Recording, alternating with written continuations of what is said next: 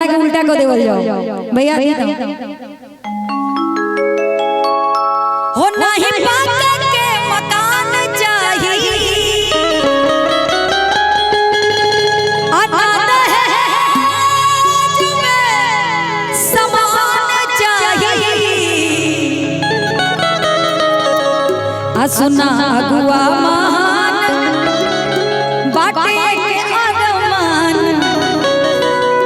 अरे समधिनिया ब्यूटीफुल चाहिए।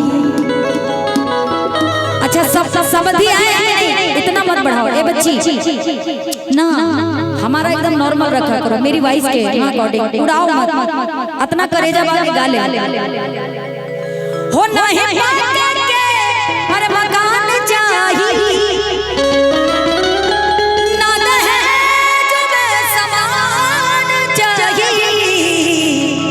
सुना अगुआ महान बटे के अरमान समधिनिया जबान चाहिए। सुना अगुआ महान बटे के अरमान ए भैया समधिनिया का है, समधि जबान चाहिए, तब समधि जबान होना चाहिए है ना। अरे नाता है समान चाहिए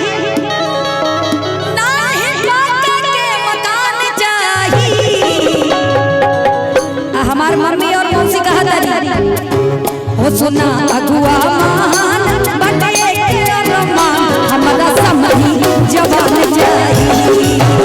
सुना अगुआ महान बटे के अरमान हमारा समधी जबान चाहिए।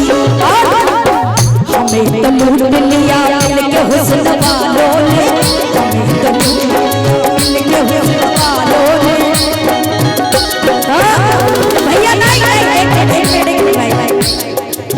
हम गई तो नहीं, हम गाएंगे नहीं, हम गाएंगे नहीं राजू भैया। अरे भाई अरे भाई साहब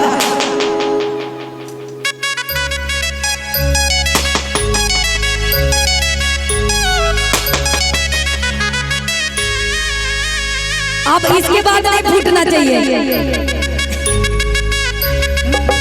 हमें तो लूट लिया मिल के हुस्न वालों ने, हमें तो लूट लिया मिल के हुस्न वालों ने, गोरे गोरे गालों ने काले काले बालों ने, गोरे गोरे गालों ने काले काले बालों ने बटे के अरमान हमारा समधी जबान चाहिए।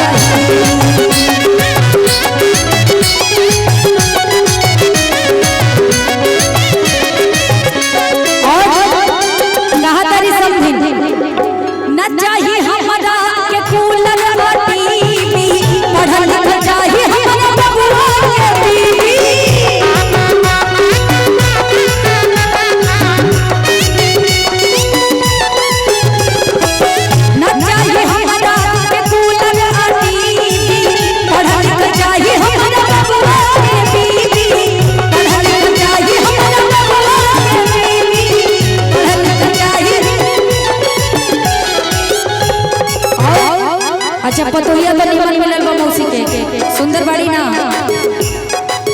हो उनका रूप रूपवान चाहिए।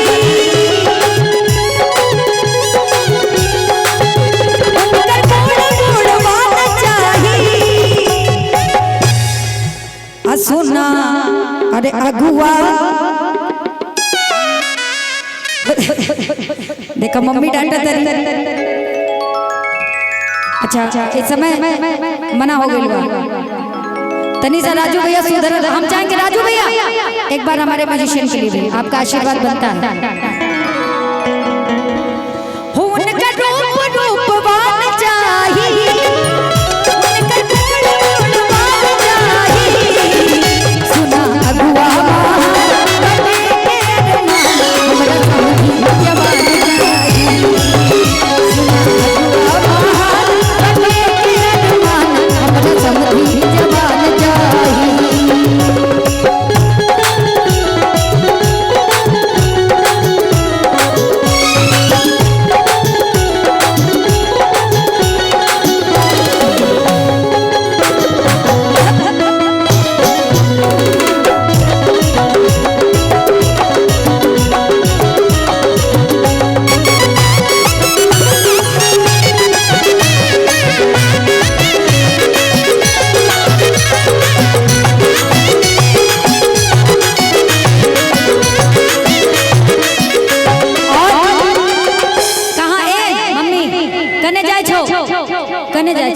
अच्छा ठीक बा मौसी बड़ी है जी वो अब दो बार मुखिया बन गेली न हम चाहता नहीं कि जिंदगी भर कहां जाय छियो कने जाय छी हम उतना दूर से आए हो तो चल जइबू ऐसे ही चल जइबू अरे भले कम दिहा 2 रुपया कम दहेज में बाकी हमरा हिर के रखे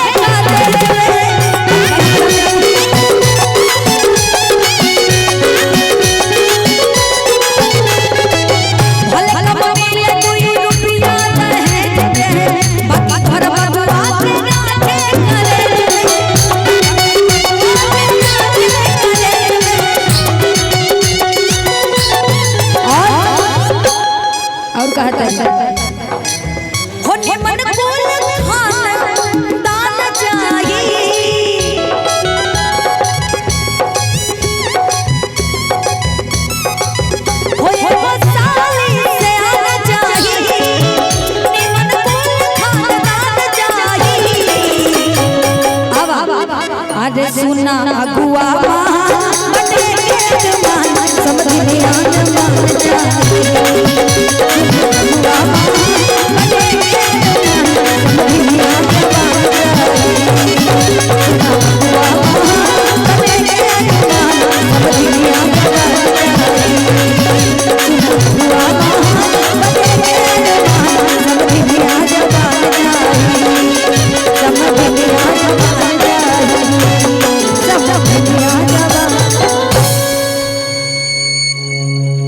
क्या दे